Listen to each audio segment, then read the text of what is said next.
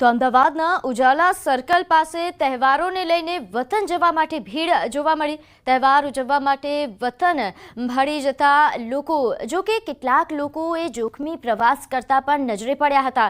બસની છત પર ઢગલાબંધ લોકો સવાર થયા હોય તેવા પ્રકારના દ્રશ્યો સામે આવ્યા। ખાનગી ટ્રાવેલ્સ ચાલકો પણ નિયમોને નેવે મૂકીને જોખમી પ્રવાસ કરાવી રહ્યા છે। બસની કેપેસિટી કરતાં પણ વધુ લોડ સાથે અહીં આ ટ્રાવેલ્સ વાહનો ચલાવવામાં આવી રહ્યા છે। મોરબીના શનાળા રોડ પર અકસ્માતનો બનાવ સામે આવ્યો। અકસ્માતના સીસીટીવી ફૂટેજ વાયરલ થઈ રહ્યા છે। અહીં પૂર ઝડપે આવતી કાર ડિવાઈડર સાથે અથડાયા બાદ પલટી મારી ગઈ, જો કે સદનસીબે કોઈ જાનહાનિ ન થઈ। તો અકસ્માતના સીસીટીવી ફૂટેજ સામે આવ્યા। મોરબીના શનાળા રોડ પરના અકસ્માતના દ્રશ્યો છે, જેમાં જોઈ શકાય છે કે અહીં પૂરપાટ ઝડપે આવતી એક કાર ડિવાઈડર સાથે અથડાયા બાદ પલટી મારી જાય છે, જો કે આ ઘટનામાં કોઈ જાનહાનિના સમાચાર નથી।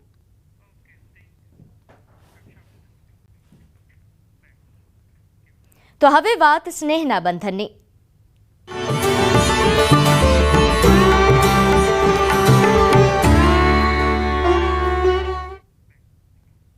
ગાંધીનગરમાં મુખ્યમંત્રી ભૂપેન્દ્ર પટેલની ઉપસ્થિતિમાં રક્ષાબંધનની ઉજવણી કરાઈ। સ્નેહના પાવન પર્વ પર મુખ્યમંત્રી ભૂપેન્દ્ર પટેલને રાખડી બાંધવા માટે મોટી સંખ્યામાં બહેનો ઉપસ્થિત રહી। બહેનોએ સીએમનું મોં મીઠું કરાવી રાખડી બાંધી। રાજભવન ખાતે દયાનંદ સભા મંડપમાં આ ભવ્ય ઉજવણી થઈ। તો મોં મીઠું કરાવીને મુખ્યમંત્રીને આ બહેનો દ્વારા રાખડી બાંધવામાં આવી। નોંધનીય છે કે દર વર્ષે મુખ્યમંત્રી દ્વારા આ જ રીતે રક્ષાબંધનની ઉજવણી કરવામાં આવતી હોય છે, જ્યાં તમામ બહેનો તેમને રાખડી બાંધવા માટે આવતી હોય છે। નોંધનીય છે કે અહીં અલગ અલગ ક્ષેત્રથી બહેનો પહોંચી છે અને તેમના દ્વારા મુખ્યમંત્રીને રાખડી બાંધવામાં આવી રહી છે। તો સ્નેહના આ પાવન પર્વની ભવ્યતા ભવ્ય ઉજવણી એ થઈ રહી છે। ત્યારે ગાંધીનગર ખાતે મુખ્યમંત્રીએ પણ રક્ષાબંધનના પાવન પર્વની ઉજવણી કરી। લોકો સાથે તેમણે આ દિવસની ઉજવણી કરી। ખાસ અહીં તમામ જે બહેનો અલગ અલગ ક્ષેત્રથી આવી હતી તેમણે મુખ્યમંત્રીનું મોં મીઠું કરાવીને રાખડી બાંધી, તેમને આશીર્વાદ પણ આપ્યા। તો રાજભવન ખાતે દયાનંદ સભા મંડપમાં આ ભવ્ય ઉજવણી થઈ હતી, જેના દ્રશ્યો પણ સામે આવ્યા છે। નોંધે છે કે અહીં નાના નાના બાળકો પણ પહોંચ્યા હતા, શાળાની વિદ્યાર્થીનીઓ પહોંચી હતી અને તેમના દ્વારા પણ મુખ્યમંત્રીને રાખડી બાંધવામાં આવી। આ પર્વની તેમણે શુભેચ્છાઓ પાઠવી।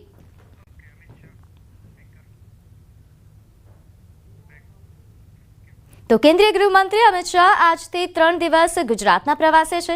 અમિત શાહ દર્શન માટે પહોંચ્યા ભીડભંજન હનુમાન મંદિરે, જ્યાં સુભાષ ચોક ખાતે આવેલા મંદિર ખાતે તેમણે દર્શન કર્યા। રક્ષાબંધનના પર્વને લઈને કેન્દ્રીય ગૃહમંત્રી હાલ ગુજરાત પ્રવાસે છે। દર વર્ષે તેઓ આ પર્વ પર પોતાના પરિવાર સાથે આ પર્વની ઉજવણી કરતા હોય છે અને આ વર્ષે પણ તેઓ આ પર્વ પર ગુજરાત પહોંચ્યા છે। ભીડભંજન હનુમાન મંદિરે આજે વહેલી સવારે તેમણે દર્શન કર્યા, આશીર્વાદ મેળવ્યા। સુભાષ ચોક ખાતે આવેલું છે આ મંદિર કે જ્યાં કેન્દ્રીય ગૃહમંત્રી અમિત શાહ પહોંચ્યા હતા। સમાચારોમાં આગળ વધીએ। મોરબીમાં દાંડિયા ક્લાસના વિરોધનો મામલો। પાટીદાર સમાજની ગાઈડલાઈન મુજબ ચાલવા દાંડિયા ક્લાસ એસોસિએશન સહમત થયા છે। પાટીદારોની દીકરીઓને અલગથી દાંડિયા શીખવાડવામાં આવશે। અન્ય સમાજ માટે ભાઈઓ અને બહેનોની અલગ બેન્ચ પણ કરવાની રહેશે। સાથે જ પાટીદાર બહુમતી વિસ્તારોમાં દાંડિયા ક્લાસ ચલાવી શકાશે નહીં। અન્ય સમાજના દાંડિયા ક્લાસમાં મેલ અને ફિમેલ કોચ અલગ અલગ કરવાના રહેશે। પાટીદાર સમાજના જેટલા પણ ખેલૈયાઓ છે, જેમને ગરબા શીખવા છે, તો એમને ક્લાસીસમાં આવવાની જરૂરિયાત નથી। એની જગ્યાએ તમારી કોઈ પ્રીમાઇસીસ પર, તમારી જગ્યા પર, તમારા પાર્ટી પ્લોટ હોય કે પાર્કિંગમાં કે છત ઉપર, ગમે ત્યાં પર્સનલ જગ્યા ઉપર ગરબા અમે શીખવાડવા માટે આવી શકીએ છીએ। કે પાટીદાર વિસ્તારમાં કોઈ પણ જગ્યાએ ગરબા ક્લાસીસ ચલાવી લેવામાં આવતા નથી, એટલે કે ચલાવવાના નથી થતા। જો કોઈ બળજબરી પૂર્વક આવા પાટીદાર વિસ્તારમાં ક્લાસીસ ચાલુ કરશે તો એનું પરિણામ એને ભોગવવું પડશે અને પાટીદાર યુવાનો આ બાબતમાં સંપૂર્ણ રીતે સક્ષમ છે। કાયદો પણ હાથમાં લેવો પડે તો લેશે। ભાવનગરના વલભીપુરમાં 74 વર્ષીય વૃદ્ધ ખેડૂત પર હુમલાને લઈને પાટીદારોમાં રોષ જોવા મળ્યો. પાટીદારોએ તાત્કાલિક બેઠક બોલાવી સુરતથી 100થી વધુ કારનો કાફલો રવાના થયો હતો. 7 ઓગસ્ટે પાટીદારોની સંકલન મીટિંગ યોજાઈ અને 8 ઓગસ્ટે કાળા તળાવ ગામે મોટી સભાનું આયોજન કરાયું. વલભીપુરના કાળા તળાવ ગામે 7 ઓગસ્ટના રોજ વૃદ્ધ ખેડૂત અર્જણ દિયોરા પર 3 લુખ્ખા તત્વોએ કોદાળીના હાથાથી હુમલો કરીને ગાળો ભાંડી હતી. માટી ભરવા બાબતે આ હુમલો કરાયો હતો. વૃદ્ધ ઘાયલ થતા સારવાર માટે તેમને હોસ્પિટલ ખસેડાયા હતા. પોલીસે 3 હુમલાખોર સામે ફરિયાદ નોંધી છે. રાજુ ઉલ્વા, નાથા રબારી અને મામેયા રબારીએ માર માર્યા હોવાની વિગત છે. આરોપીને કડકમાં કડક સજા કરવા પરિવારે માંગ કરી છે. પોલીસે રાજુ ઉલ્વાની ધરપકડ કરી.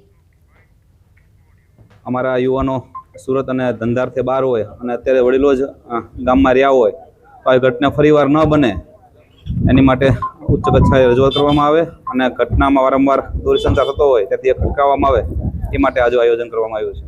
વોકળામાંથી પાળો ચડાવવા માટે માટી લેવાની બાબતમાં આ ગામના જ અસામાજિક તત્વો એ માર માર્યો છે, ઢોરમાર માર્યો છે અને અસભ્ય ભાષામાં એમની સાથે વર્તન કર્યું છે. ત્યારે આવા સિનિયર સિટીઝન સાથે આ પ્રકારનું વર્તન એ ખરેખર ખૂબ નિંદનીય છે. અને આજુબાજુના તમામ તાલુકાના લોકો, ખેડૂતો અહીં ઉપસ્થિત થઈ અને જે રીતે આ અસામાજિક તત્વોનો જે ત્રાસ છે આ વિસ્તારની અંદર, એ ત્રાસને ડામવા માટે અને લોકોને લોક જાગૃતિ આવે એટલા માટે આ કાર્યક્રમનું આયોજન કરવામાં આવ્યું છે. ભાવનગર જિલ્લાના વલભીપુર ગામમાં આધેડ પર હુમલાના આરોપીને સ્થળ પર લાવીને રીકન્સ્ટ્રક્શન કરાયું. 2 દિવસ પહેલા કાળા તળાવ ગામના અર્જણભાઈ દિયોરા નામના આધેડ પર રાજુ નામના શખ્સે હુમલો કર્યો હતો, જેનો વિડીયો વાયરલ થતા સમગ્ર પાટીદાર સમાજમાં તેના ઘેરા પડઘા પડ્યા હતા. આ બનાવ બાદ આરોપીને પકડી સ્થળ પર લાવીને રીકન્સ્ટ્રક્શન કરવામાં આવ્યું હતું. આરોપીના વિરુદ્ધમાં લૂંટની કલમ છે એ પણ ઉમેરવામાં આવી છે. તેમજ આરોપી જે માર માર્યો છે અને લૂંટની જે ઘટના છે તે તમામ ઘટનાને લઈ અને આજે બનાવની જગ્યાએ રીકન્સ્ટ્રક્શન પંચનામું છે એ કરવામાં આવેલ હતું. તો વડોદરાના ડભોઈના મોતીપુરા ગામે ગન્નીત પેપર ફેક્ટરીમાં ભીષણ આગનો બનાવ સામે આવ્યો. આગના પગલે ડભોઈ, બોડેલી અને વડોદરા ફાયર બ્રિગેડની ટીમ ઘટના સ્થળે પહોંચી હતી. પુઠ્ઠા બનાવતી ફેક્ટરીમાં અચાનક ભીષણ આગ લાગી. મોડી રાત્રે આગ લાગતા ભારે અફરાતફરી મચી હતી. આગ પર કાબુ મેળવવાના પ્રયત્નો શરૂ કરાયા હતા. આગ લાગવાના કારણો હજુ અકબંધ છે. તો મોતીપુરા ગામ પાસે પેપર ફેક્ટરીમાં આગનો આ બનાવ બન્યો હતો. નોંધ્ય છે કે પેપર ફેક્ટરી હોવાથી આગે વિકરાળ સ્વરૂપ ધારણ કર્યું હતું. જોકે ફાયરની ટીમો દ્વારા આગ પર કાબુ મેળવવાનો પ્રયાસ હાથ ધરવામાં આવ્યો હતો અને ભારે જહેમત બાદ આગ પર કાબુ મેળવાયો. નડિયાદમાં તલવારથી બર્થડે કેક કાપવાનો મામલો સામે આવ્યો છે. નડિયાદ રૂરલ પોલીસની ટીમ દ્વારા 2 યુવકોની ધરપકડ કરાઈ. આરોપી યુવકે પોલીસ સામે માફી પણ માંગી. ખુલ્લેઆમ તલવાર સાથે પ્રદર્શન કરતા જિલ્લા કલેક્ટરના જાહેરનામાનો ભંગ કર્યો. તીક્ષ્ણ હથિયાર અને તલવારથી કેક કાપવાની સાથે પોતે ફિલ્મી ગીત પર ડાન્સ કરતા પણ વિડીયો વાયરલ થયો હતો. નડિયાદના બિલોદરા ચોકડી પાસે ખુલ્લા ખેતરમાં બર્થડે પાર્ટી ઉજવવામાં આવી હતી. સોશિયલ મીડિયામાં આ વિડીયો વાયરલ થતા નડિયાદ પોલીસ સ્ટેશનમાં ફરિયાદ દાખલ કરવામાં આવી હતી. મારું નામ વિકાસ આહિર છે. કાલે મારો જન્મદિવસ હતો, જેમાં અમે બધા ભાઈબંધોએ ભેગા થઈને કેક કાપવાનો પ્રોગ્રામ કર્યું હતું, જેમાં મેં તલવારથી કેક કાપી હતી. એ મારી ભૂલ છે. મેં કલેક્ટર સાહેબનો જાહેરનામાનો ભંગ કર્યો અને હું લોકોને અપીલ કરું છું કે આવું કોઈ પણ જાતની ઉજવણીમાં હથિયાર કાઢવા નહીં. હું આવી લોકોને અપીલ કરું છું કે આવું કંઈક કરવાનું નહીં પ્રસંગોમાં. વિકાસ સુરજીતસિંહ યાદવ તથા તેની સાથે જે આરોપી હતા પ્રદીપ કુમાર ઉર્ફે પપ્પુ દિલીપભાઈ વાઘેલા તથા અન્ય, જેણે તલવારથી કેક કાપીને બર્થડેની ઉજવણી કરી હતી, તેમના વિરુદ્ધ નડિયાદ રૂરલ પોલીસ સ્ટેશનમાં ગુનો દાખલ કરવામાં આવેલ છે. આરોપીઓની તાત્કાલિક ધરપકડ કરવામાં આવે છે અને તેમના ગુનામાં વાપરેલ હથિયાર તલવાર કબજે કરી આગળની કાર્યવાહી ચાલુ છે. ગુજરાત એટીએસે બોગસ વિઝા બનાવી આપતા 4 લોકોની ધરપકડ કરી છે. લક્ઝમબર્ગ અને અન્ય દેશોના બોગસ વિઝા બનાવી આપતા હતા. આરોપી તબરેજ, મયંક ભારદ્વાજ, તેજેન્દ્ર ગજ્જર અને મનીષ પટેલની ધરપકડ કરવામાં આવી છે. આ લોકો અલગ અલગ લોકો પાસેથી લાખો રૂપિયા વસૂલ કરી નકલી વિઝા બનાવી આપતા હતા. મુખ્ય આરોપી તરબેજ હોવાનું સામે આવ્યું છે. इन्होंने 500 का लग्जमबर्ग कोटा वीज़ा इश्यू करवाया, ये उम्मीद करके कि उनको फेक एम्प्लॉयमेंट वहाँ दिया जाएगा। इस उम्मीद पे उन 500 के साथ चीटिंग किया गया। सबके साथ सबसे अराउंड 8 to 10 लाख के बीच में इनसे रोकड़ा दिया गया। ये एक बार नक्की करने के बाद हमको ये पता चला कि ये ऑर्गेनाइज्ड वे में इनको चीट किया गया। तो उस हिसाब से हमने ATS गुजरात में सेक्शन 318(3), 336(2), 336(3), 337, 338, 61 एंड 54 ऑफ भारतीय न्याय संहिता के अंतर्गत हमने केस दाखिल किया और इन चारों आरोपी को हमने अरेस्ट किया। અમદાવાદ એનસીબીની MD ડ્રગ્સ મામલે રાજસ્થાન અને મહારાષ્ટ્રમાં કાર્યવાહી હાથ ધરાઈ છે। રાજસ્થાન અને મહારાષ્ટ્ર પોલીસની મદદ લઈ આ કાર્યવાહી કરવામાં આવી। એનસીબી પહેલા અમદાવાદ હિંમતનગર હાઈવે પરથી 4.5 કિલો MD બનાવવા માટેનો પાવડર ઝડપી લેવાયો હતો। તપાસ બાદ આની ચેઇન રાજસ્થાનના પ્રતાપગઢ સુધી પહોંચી હતી। રાજસ્થાન પોલીસની મદદ લઈને જગ્યા પર તપાસ શરૂ કરવામાં આવી હતી। તપાસ કરતા MD ડ્રગ્સ રાજસ્થાનના બારમેરના એક ગામમાં બનતું હોવાનું સામે આવ્યું। જેસીબીની મદદથી તપાસ કરવામાં આવતા તપાસમાં આ ચેઇન એ મહારાષ્ટ્રના રાયગઢ જિલ્લામાં પહોંચી। ત્યાંથી કેટમાઇન પાવડર એ 34 કિલો અને 12 લિટર લિક્વિડ મળી આવેલું।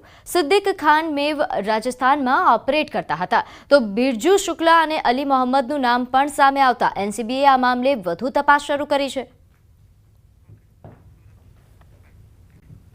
તો સુરતના લિંબાયત વિસ્તારમાં થયેલ આલોક અગ્રવાલ હત્યા કેસમાં મહત્વના સમાચાર। હત્યાના ગુનામાં ફરાર મુખ્ય આરોપીની લિંબાયત પોલીસે ધરપકડ કરી લીધી છે। આરોપીને ઝડપ્યા બાદ હત્યા સ્થળ પર પોલીસે આરોપીનો વરઘોડો કાઢ્યો છે। આરોપીએ રડતા રડતા જાહેરમાં માફી માંગી। આ અગાઉ આ હત્યા કેસમાં 2 આરોપી ઝડપાઈ ચૂક્યા છે।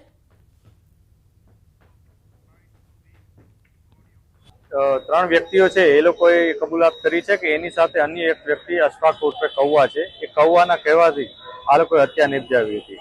જે અશફાક છે એનો ઝઘડો જે ભોગ બનનાર સાથે થયો હતો થોડાક દિવસો અગાઉ, અને એનો બદલો લેવા માટે જ એણે આ તમામને કીધું હતું। આ 4 મિત્રો છે, આને ઉપરાંત અન્ય આરોપીઓ પણ આમાં સંડોવાયેલા છે। તો ગાંધીનગર સેક્ટર 24 ખાતે જ્વેલર્સની દુકાન લૂંટવાનો પ્રયાસ કરવામાં આવ્યો।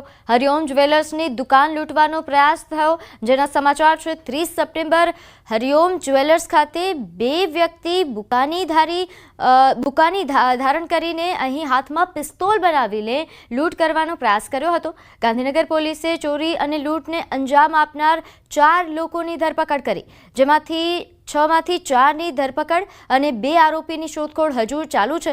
રાકેશ સોલંકી પેથાપુરના રહેવાસી હોવાનું સામે આવ્યું છે, તો શાહરૂખ ડેલીઘરા જુહાપુરનો રહીશ છે। ગજેન્દ્ર પરમાર એ પેથાપુરનો રહીશ હોવાનું સામે આવ્યું છે। પોલીસ ધરપકડ કરેલા ભાવેશ ચૌહાણ એક કલોલનો રહેવાસી છે। સેક્ટર 23માં વસતા ગૌરાંગ વાઘેલા હજુ પોલીસ પકડથી દૂર છે, તો મધ્યપ્રદેશના છોટુ યાદવને પણ શોધવા માટે પોલીસે તજવીજ હાથ ધરી છે। રાકેશ સોલંકી અને શાહરૂખ બંને આરોપી પર 7 ગુના નોંધાયેલા છે। આરોપી સામે અમદાવાદ વસ્ત્રાપુર વિસ્તારમાં ચેઇન સ્નેચિંગ તેમજ ચાંદખેડા ગાડી સળગાવવાના ગંભીર ગુનામાં પણ તે આરોપી છે। આ લોકો પહેલા પણ એક આરોપીના વિરુદ્ધ લગભગ 7 ગુના દાખલ કરવામાં આવેલ છે, અને આ વખતે જ્યારે પોલીસ એ બંને આરોપીને પકડવામાં આવેલ છે, આમાં 5 ગુના ડિટેક્ટ કરવામાં આવેલ છે। એક સેક્ટર 21 પોલીસ સ્ટેશનના લૂંટની પ્રયાસ, એક ચેઇન સ્નેચિંગની બનાવ, એક વસ્ત્રાપુરમાં ચેઇન સ્નેચિંગની બનાવ અને એક ચાંદખેડા પોલીસ સ્ટેશનની વ્હીકલ સળગાવવાની બનાવ। આમાં હથિયાર પણ કબજા કરવામાં આવેલ છે, અને સાથે સાથે ગુનામાં જો ગોલ્ડ ચેઇન ગયા એ પણ કબજા કરવામાં આવેલ છે, અને વ્હીકલ પણ કબજા કરવામાં આવેલ છે। બનાસકાંઠાના મુખ્ય મથક પાલનપુર હાઈવે પર આવેલા એરોમા સર્કલ પર થતી ટ્રાફિક સમસ્યા નિવારવા માટે જગાણા નજીકથી સોનગઢ સુધી બાયપાસ રોડ મંજૂર કરવામાં આવ્યો છે। જો કે આ બાયપાસ રોડને લઈને છેલ્લા 2 વર્ષથી ખેડૂતો વિરોધ નોંધાવી રહ્યા છે। ગઈકાલે જમીન સંપાદન માટેની માપણી માટે DLR કચેરીના અધિકારીઓ પોલીસ કાફલા સાથે ખોડલા ગામ પહોંચ્યા હતા અને જમીન માપણી કરી ખૂંટ મારવાની કામગીરી હાથ ધરી હતી, જેનો ખેડૂતોએ વિરોધ નોંધાવ્યો।